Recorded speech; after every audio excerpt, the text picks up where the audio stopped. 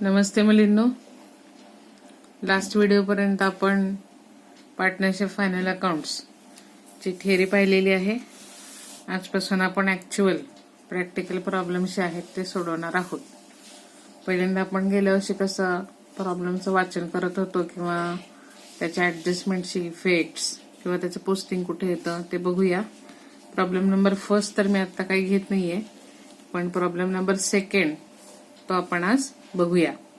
Page number 27, problem number second, partnership final account.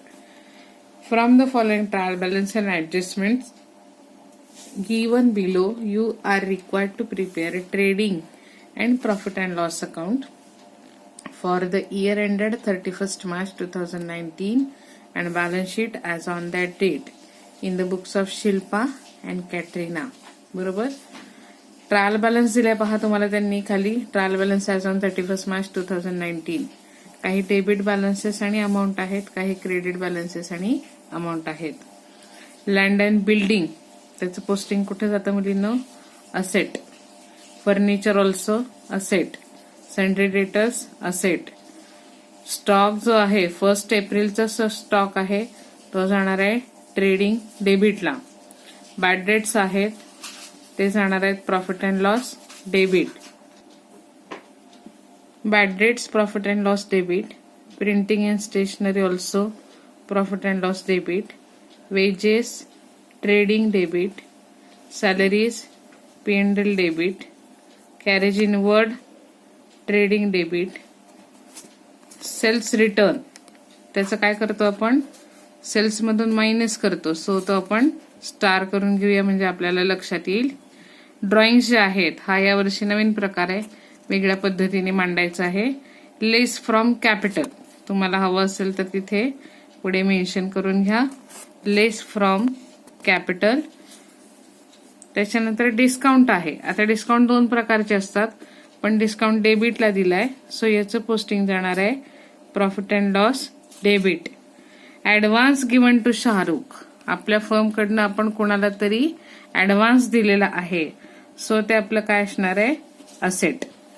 त्याच्यानंतर cash in hand, cash at bank दोन्ही काय आहे? Asset आहे. इंटरेस्ट. इंटरेस्ट पण 2 प्रकारचे असतात, इंटरेस्ट पेड आणि इंटरेस्ट रिसिवेबल.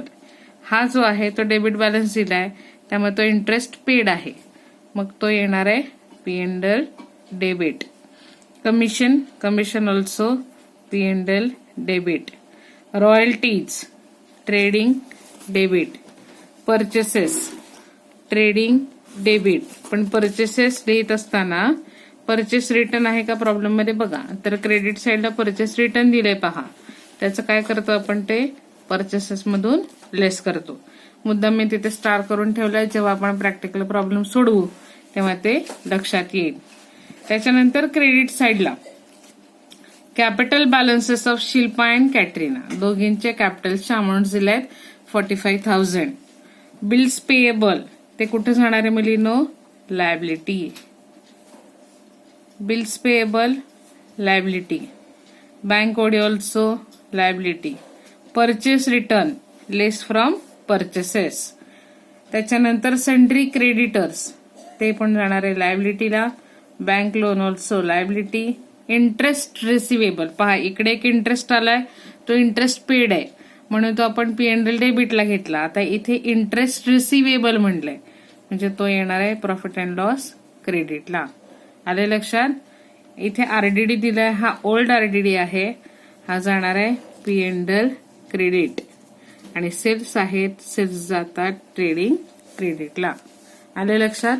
पहिल्यांदा प्रॉब्लेम वाचल्यानंतर त्याचं ईच आयटम त्याचं पोस्टिंग कुठं होतं हे आपल्याला आलं पाहिजे, कारण हे जे पोस्टिंग आहे प्रत्येक आयटमचं ह्याला अर्धा मार्क दिलेला असतो, त्यामुळे तिथे जास्तीत जास्त मार्क आपल्याला मिळू शकतात. आता ऍडजस्टमेंटच्या खुणा आपण करून घेऊ किंवा कशा कशावर ऍडजस्टमेंट आहे ते बघूया. ऍडजस्टमेंट बघा. First adjustment. The stock in hand was valued at ₹58,000 on 31st March 2019. Closing stock आहे 31st मार्च म्हणजे इयर एंडिंग. इयर एंडिंगचा स्टॉक आहे 58,000 क्लोजिंग स्टॉक. त्याचं पोस्टिंग कुठे जाणार आहे पहा? एक तर ट्रेडिंग क्रेडिट बरोबर. आणि सेकंड इफेक्ट कुठे जाणार आहे त्याचा? Balance sheet asset side. बरोबर. अशा पद्धतीने लिहून घेतलं तर तुम्हाला थोडंसं सोपं जाईल. आणखीन सोप्या पद्धतीने मी सांगते, सोप्या पद्धतीने पोस्टिंग करायचं असेल तर त्याची इफेक्ट पण पुढे लिहून घ्या, म्हणजे चुकणार नाही प्रॉब्लेम करताना. त्याच्यानंतर सेकंड ऍडजस्टमेंट आहे बघा, आउटस्टँडिंग एक्सपेन्सेस. कशाचे आउटस्टँडिंग सांगितलेत? रॉयल्टीज आहेत 1500 आणि वेजेस आहेत 800. मग रॉयल्टीज प्रॉब्लेम मध्ये कुठे आल्यात त्याला स्टार करा, आणि वेजेस प्रॉब्लेम मध्ये कुठे आले त्याला स्टार करा. आउटस्टँडिंग म्हणल्यानंतर आपण काय करतो? Add in each item, add in each account. बरोबर. प्रत्येक तो जो अकाउंट आलेला आहे किंवा प्रत्येक तो जो एक्सपेन्स आहे त्याच्यामध्ये ऍड करायचं, आणि सेकंड जो इफेक्ट आहे त्याचं पोस्टिंग जाणार आहे बॅलन्स शीट लायबिलिटी. बरोबर. जो काही आपले आयटम्स आहेत, जे काही आपले अकाउंट्स आपण घेतलेले आहेत त्याच्यामध्ये add in the particular expense, and second effect आहे त्याचा बॅलन्स शीट लायबिलिटी साइड.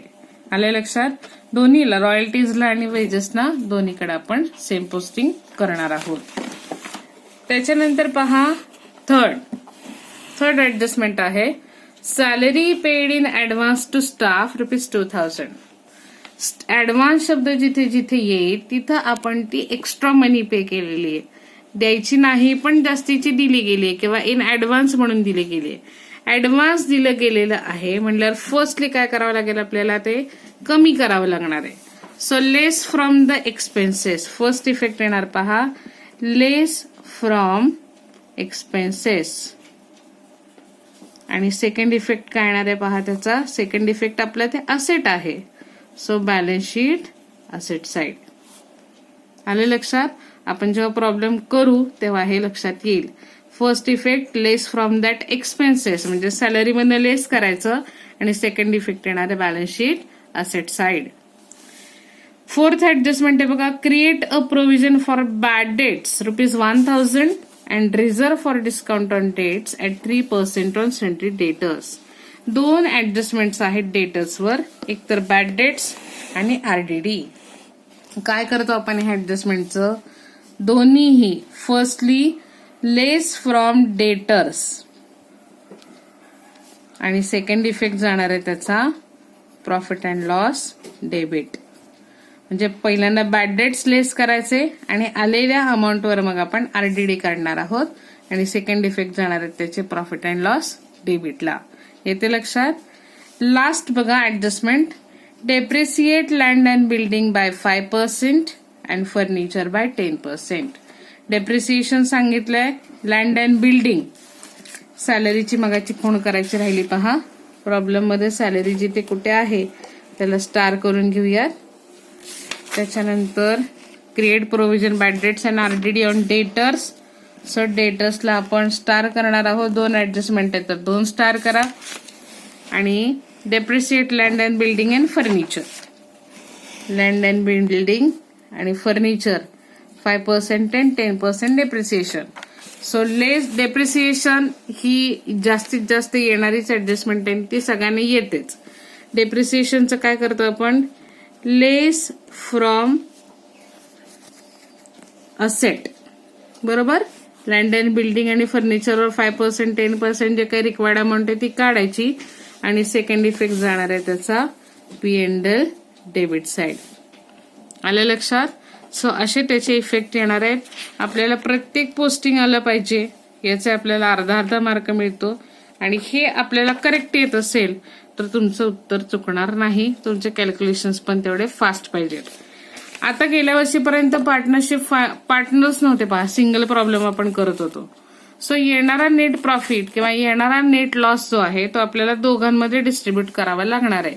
आणि प्रॉब्लेम मध्ये कुठलंच रेशो प्रपोर्शन दिलेलं नाहीये की 2:2 आहे, 2:1 आहे, 3:2 आहे, असं कुठलंच प्रपोर्शन दिलेलं नाहीये.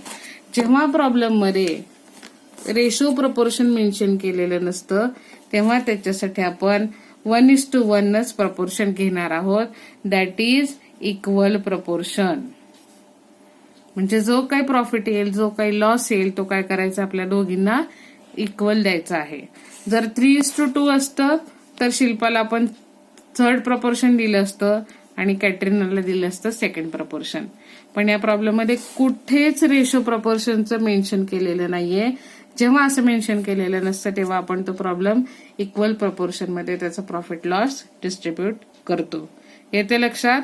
सगळ्यांनी आखून घ्या, सगळ्यांनी येते तेवढं पोस्टिंग करून घ्या. ऍडजस्टमेंट सहित सॉल्व प्रॉब्लेम जो आहे तो मी नेक्स्ट व्हिडिओमध्ये दाखवते. धन्यवाद.